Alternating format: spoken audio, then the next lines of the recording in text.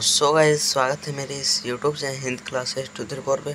तो आज को हम लोग बताने वाले हैं जो आपका क्लास 10 का वीकली टेस्ट होने वाला है हिंदी का 13 सितंबर को। उसका जो हम लोग most important question, very important question क्या देखेंगे हम लोग।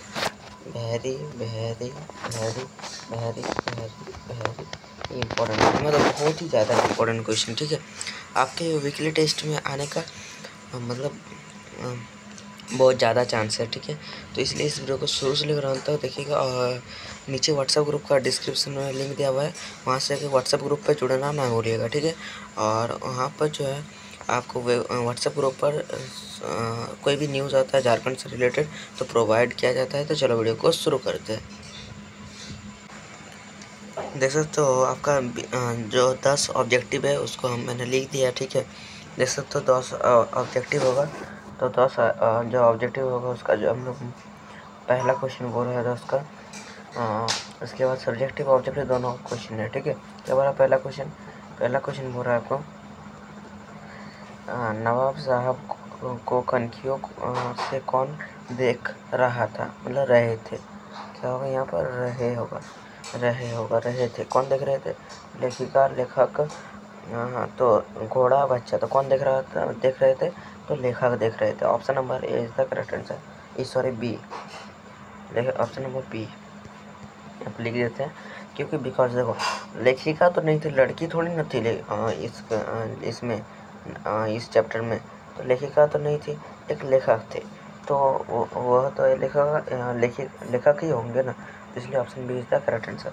देख सकते हो आपका दूसरा नंबर क्वेश्चन हो रहा है, अट नहीं रही है कविता में कवि निम्न में से कौन है, मतलब इसके लेखक कौन है।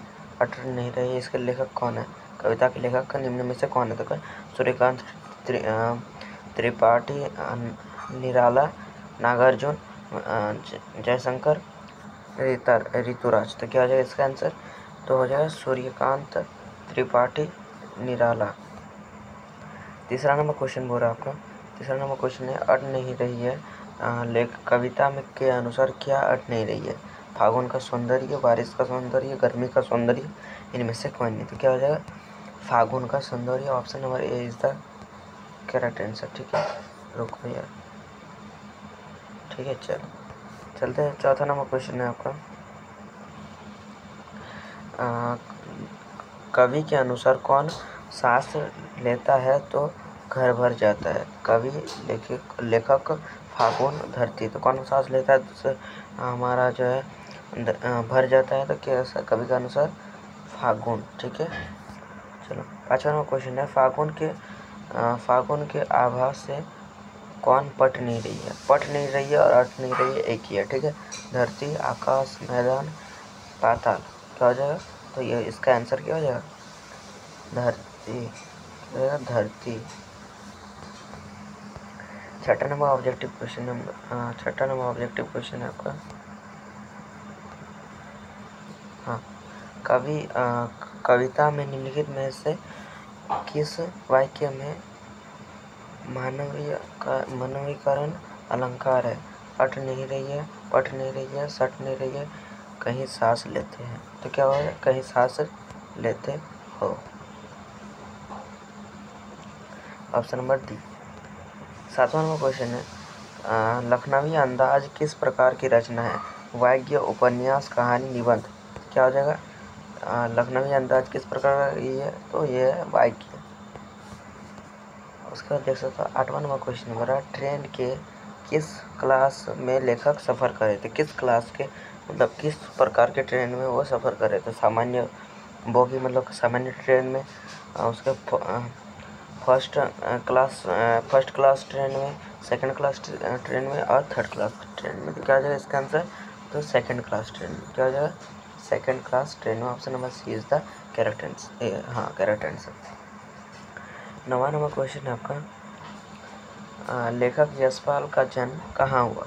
1903, मतलब कब हुआ, सॉरी कहानी कब हुआ। 1903 ईस्वी में, 1803 ईस्वी को, 1903 ईस्वी को, 1973 ईस्वी को, 1963 ईस्वी को। क्या हो जाएगा, 1903 ईस्वी को। Option number B is the correct answer. ठीक है, इसके बाद 10वां नंबर क्वेश्चन पे चलते हैं, 10वां नंबर क्वेश्चन बोल रहा है आपका, डिब्बे की एक बर्थ पर लखनऊ की किस नस्ल के व्यक्ति थे? तो मतलब कैसे नस्ल के व्यक्ति थे? अंग्रेजी, सरकारी, नवाबी नेता थे। क्या हो जाएगा? तो ये हो जाएगा नवाबी। Option number C is the correct answer. चलो 11 नंबर क्वेश्चन की ओर चलते हैं। ये सब जो 11, 12, ये जो दोनों, ये 11 और 12, 11, 12 आपका 2 नंबर का रहेगा। ठीक है, सब्जेक्टिव क्वेश्चन रहेगा। ठीक है, चलो देख सकते हो पहला क्वेश्चन आपका 11 नंबर, लखनऊ के लेखक यशपाल के किस एक उपन्यास का मतलब नाम लिखो, बताइए। लेखक जो यशपाल है उसके एक उपन्यास का नाम बताइए। क्या हो जाएगा? झूठा सच, ये एक उनका उपन्यास है। ठीक है, चलो देख सकते हो 12 नंबर क्वेश्चन है आपका। हाँ, 12 नंबर क्वेश्चन क्या हुआ?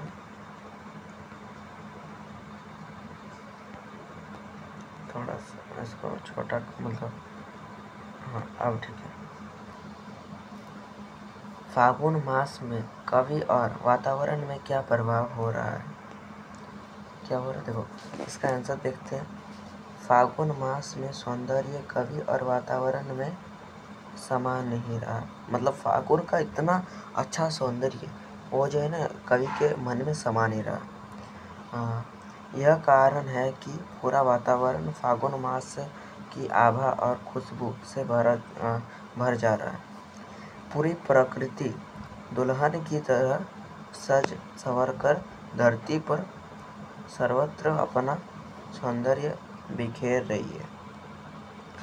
पूरी धरती फागुन मास के प्रभाव से अत्यधिक सुगंधित हो गई है। यही प्रभाव कवि पर भी है। ठीक है, इस प्रकार हम लोग देख लिए। अब देखते हैं 13 नंबर क्वेश्चन है आपका, लेखक ने खीरे खाने से क्यों मना कर दिया? तो लेखक ने खीरे खाने से क्यों मना कर दिया? लेखक सेकंड क्लास की बोगी में प्रवेश करते हैं। लेखक क्या गया? सेकंड क्लास की बोगी में प्रवेश किए। उसने नवाबी नस्ल के उस व्यक्ति को देखा और समझ गया कि उसे लेखक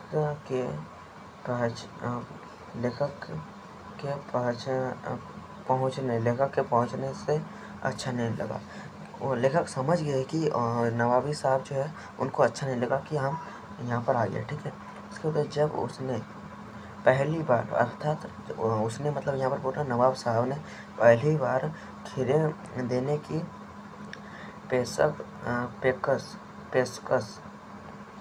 पेशकश की तो लेखक ने मना कर दिया। लेखक ने क्या किया? मना कर दिया। ठीक है, क्यों मना कर दिया? क्योंकि उनसे पहले तो बात नहीं कर रहे थे, अब वो उसको खिला दे रहे तो लेखक क्यों अच्छा नहीं लगा। ठीक है, इसके बाद जब दूसरी बार फिर यही बात दोहराई तो उन्होंने अपने आत्मसम्मान की रक्षा के लिए पुनः मना कर दिया। इस प्रकार हम लोग देखिए। आप देखते हैं 40 नंबर का क्वेश्चन है, उसका आंसर देखते हैं। 40 नंबर क्वेश्चन है, लखनवी अंदाज पाठ में लेखक के मुख्य किस पर व्यंग्य किया गया? ठीक है, तो हम लोग उत्तर देखते हैं। इसका है लखनवी अंदाज पाठ में लेखक के पतनशील सामर्थ्य वर्ग पर व्यंग्य किया गया। किस पर? पतनशील सामर्थ्य वर्ग पर व्यंग्य किया। उन्होंने इस पाठ के माध्यम से दिखावटी और बनावटी जीवन जीने वाले लोगों पर कटाक्ष किया है।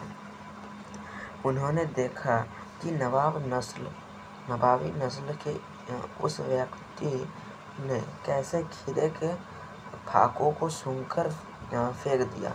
यह केवल लेखक को देखने के लिए था। ठीक है, अब देखते हैं इसका 15 नंबर का ये आंसर हो गया। अब 15 नंबर देख सकते हैं। लेखक को ट्रेन में सफ़र करने के क्रम में नई कहानी और पात्र कैसे मिल जाते हैं? उत्तर, लेखक नए कहानी और पात्र की तलाश के उद्देश्य से ही ट्रेन में सफ़र कर रहे थे। ठीक है, उसे यह उम्मीद नहीं थी कि लखनवी